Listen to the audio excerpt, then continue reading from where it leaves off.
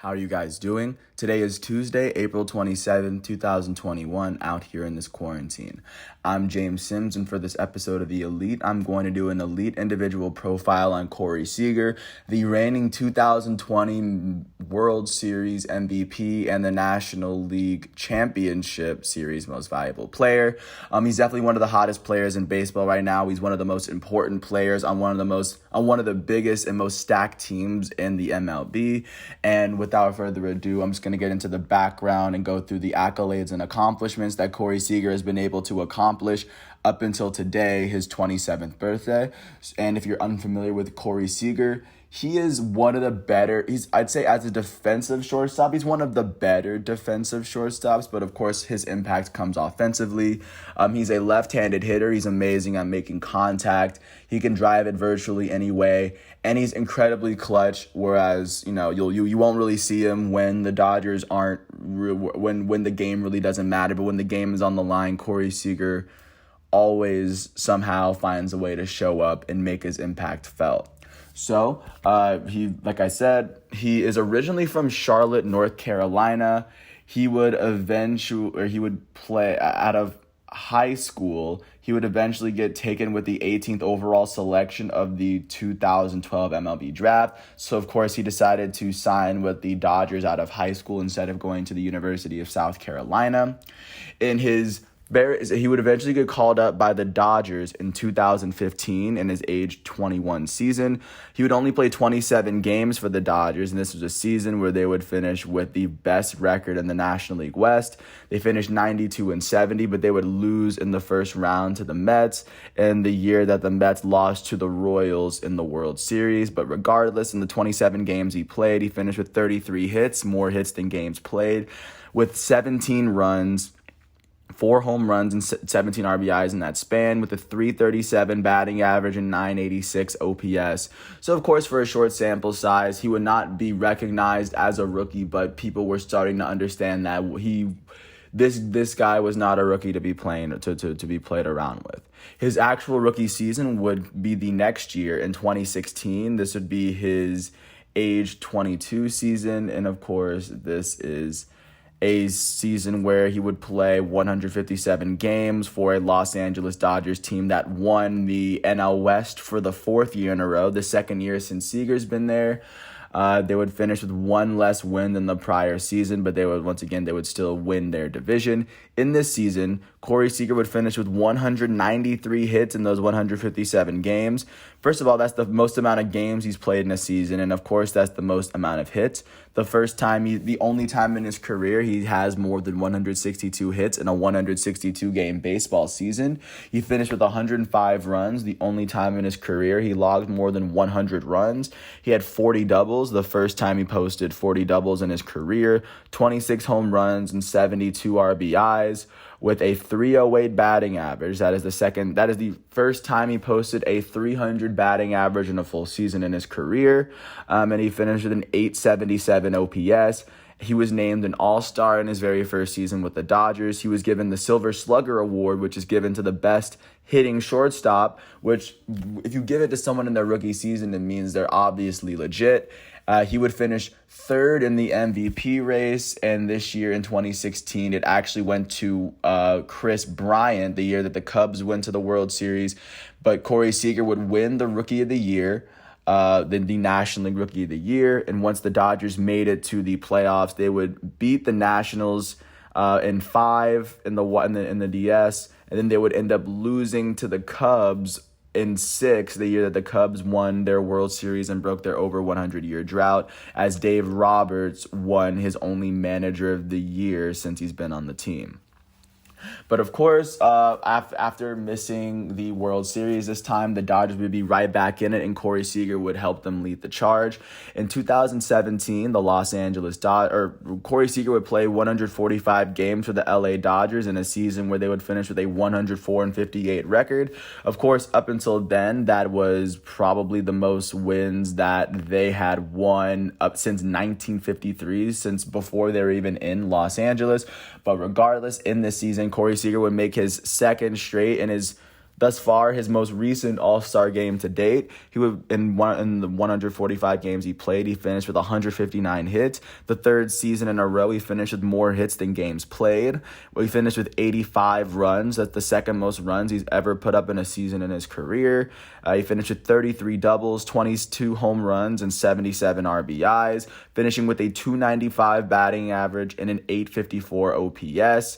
Of course, this is the second year in a row he at least put up a 290 batting average, as the first year he put up 308.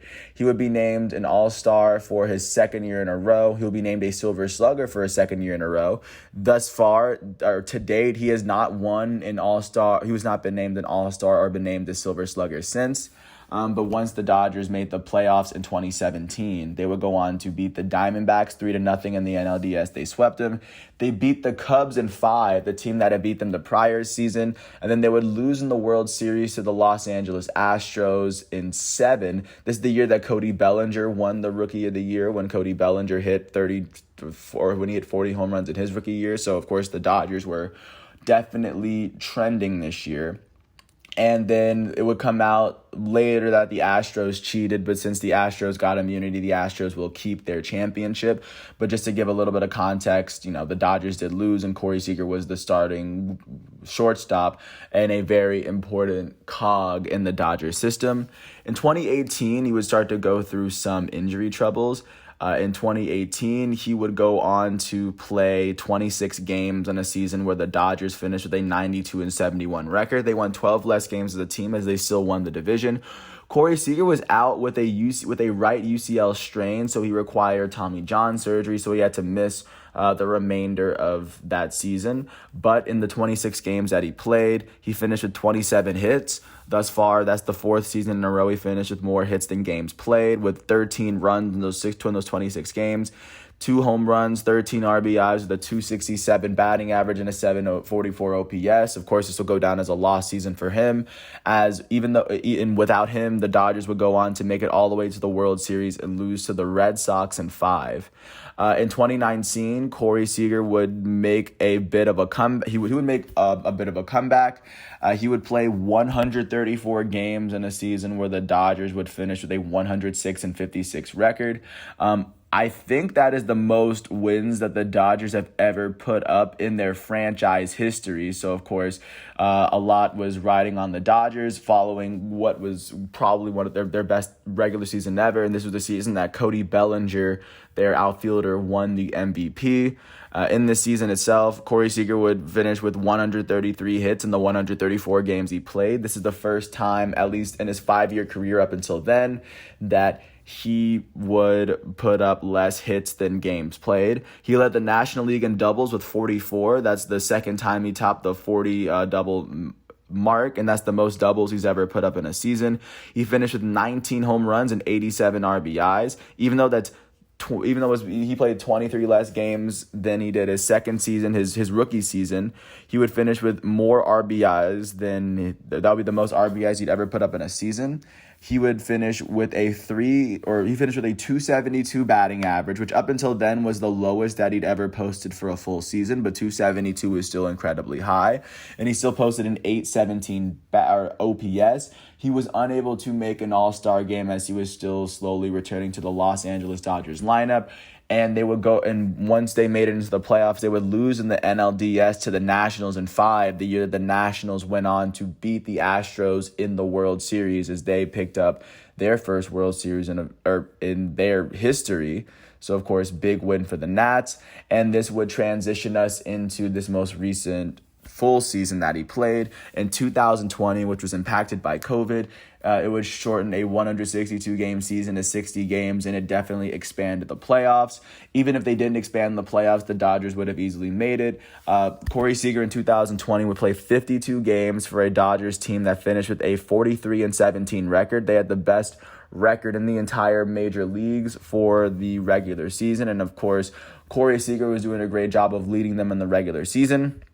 In the 52 games he played, he finished with 65 hits. This would be the fifth time in his career he finished with more hits than games played in his first 6 seasons. With 38 runs in those 52 games, he finished with 12 doubles, 15 home runs and 41 RBIs with a 307 batting average. This is the first time since his rookie season that he finished the year with a batting average over 300, and he finished with a 943 OPS. That is the highest he's had that's the highest he's had in a full season, and the highest he's had since 2015, where he only played 27 games. They were unable to select all-stars this year, but regardless, Corey Seager would have made it. In the regular season, Corey Seager would go on to be named to the All-MLB second team. Of course, he was the second best shortstop in all. But of course, Corey Seager would really earn his stripes in the playoffs for the Los Angeles Dodgers this season. In the first series, they would go on to beat the Brewers 2-0 in the wild card because they had to extend the wild card round. Because the Brewers they were the 8th seed. They would have to beat the Padres in the National League Division Series. They're division rivals. Once they made it to the National League Championship Series, Corey Seager would show a little bit of his value. In the National League Championship Series, they would go on to beat the Atlanta Braves in 7.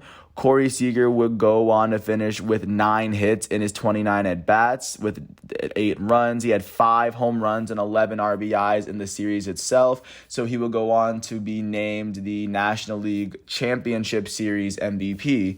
And once they made the finals, they would the World Series, they would face off against the Tampa Bay Rays. And in the 6 games that he played, he finished with 2 home runs and 5 RBIs, finishing with a 400 batting average with 8 hits in his 20 at-bats. And with his clutch hits down the stretch, he would help the Dodgers secure their first World Series win since the 80s. And of course, on the back of Corey Seager's amazing performances, of course, the Dodgers were able to finally win a championship all at the top, and this was their only win out of the last 8 seasons that they finished with the best record in their division, and 3 of the last 4 seasons in which they made the World Series, they were able to get it done. And of course, after winning the World Series and being defending champs, his momentum is currently carrying through this season up until this date right now.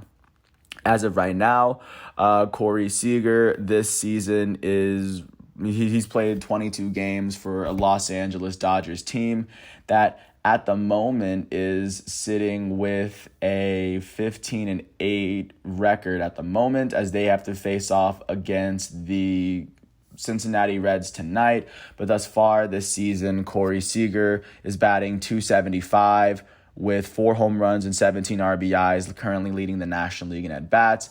And right now he has more hits than games played, yet another season.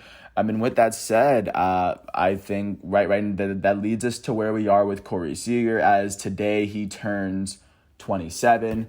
And considering he's really kind of entering his prime, or he's really kind of been a major contributor since he first got to the league at the age of 21, I think he's definitely has a lot more all-star appearances to come. And now that he's won a championship, who's to know how his career is going to evolve now that he's a champion, now that he's sniffed success, now that he's experienced what it takes to experience.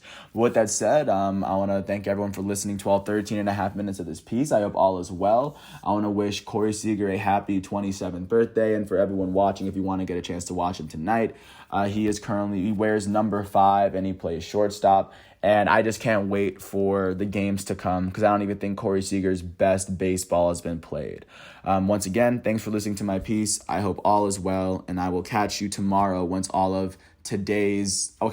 on Wednesday, April 28th, once all of today's exhibitions have been played. Thanks once again. Peace out, and happy birthday, Corey Seager.